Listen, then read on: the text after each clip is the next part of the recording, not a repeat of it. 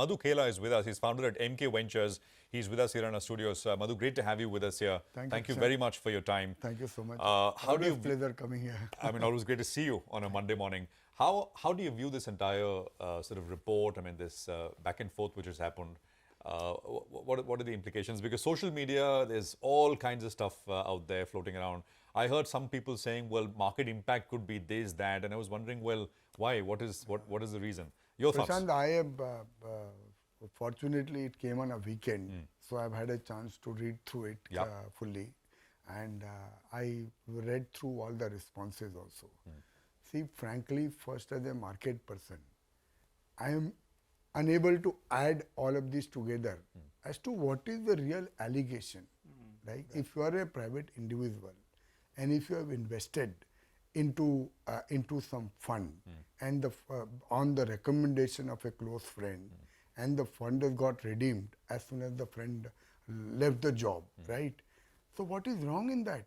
You know, all the money which is being made is legally made. There is a 30-year career behind it, and you are living out of India. So what I can't. The second, the allegation is that the husband is working in Blackstone. So what do you expect to do? But is he not supposed to utilize his expertise and the work which he has done, right? So I think, Prashant, honestly, this looks like some real big conspiracy to me. And this is not an attack on an individual group or on an individual. It looks more like an attack on India.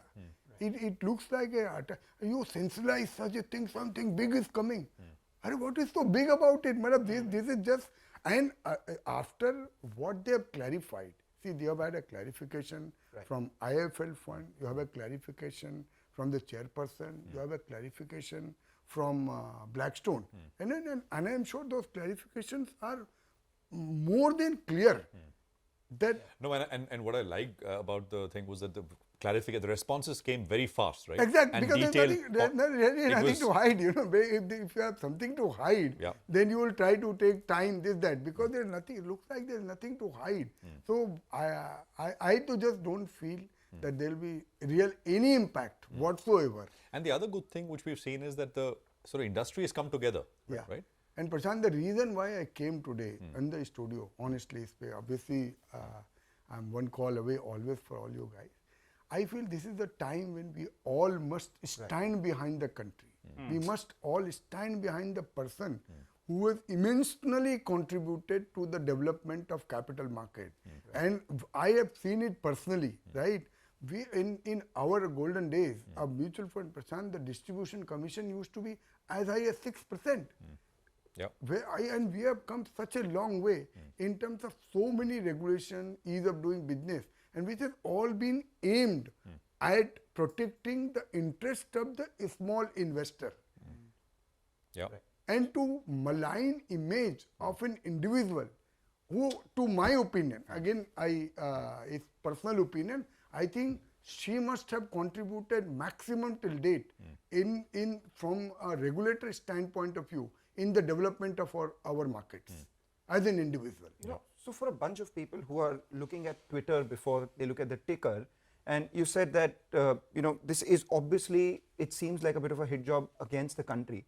What would your message to investors be, and all those who are looking at the Indian stock markets, who are looking at this noise on social media and are a little worried about their portfolio, or what steps should be they be taking? I your would message. say that, you know, first of all, you see, I think markets have been extremely resilient. Yes. And to the extent that it has even surprised an optimist like me.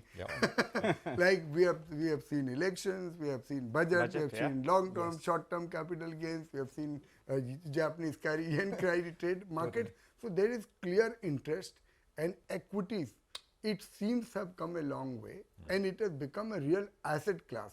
Pehle kya tha, equities was a means to make some speculative gain, that you get a tip and you come in and come out. But this is really getting as an established asset class.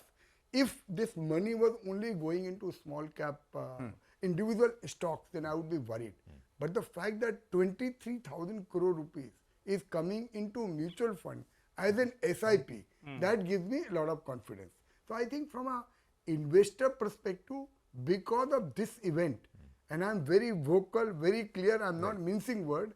I think because of this event, I don't think investors need to worry at all. I don't think this is any event which will destabilize India or destabilize the market, or there is any risk to market because of this event. So tomorrow morning something else may happen which may make the market go up and down. But I would not be nervous at all because of this event. All right, you know, Madhu, Hindenburg, when they came out with the earlier report, they made a mark on the Indian markets, right? Everyone took note of it. Do you think this recent report actually has damaged the reputation, and now people will say, you know, you're not talking anything of practical or anything of substance? You know, they have, I think, from here on, do you think the markets continue to ignore what they have to say? A brilliant point, because they, before releasing this report, they should have thought about their own credibility. Right? And I don't think that people took the first report, they took a note of it, you know, whatever, and obviously nothing has come out, and if you see the group, they have come out with the flying colors, even post that report, so much so that they did a $1 billion QIP just few days back, and absolute who and who, whether it is institutional, domestic investor, global investor, high net worth individual, everyone has invested into the group QIP, including me, I must say. So I am just saying that I don't think this will do any damage. Again, I reiterate, to whether the group companies or to market by and large.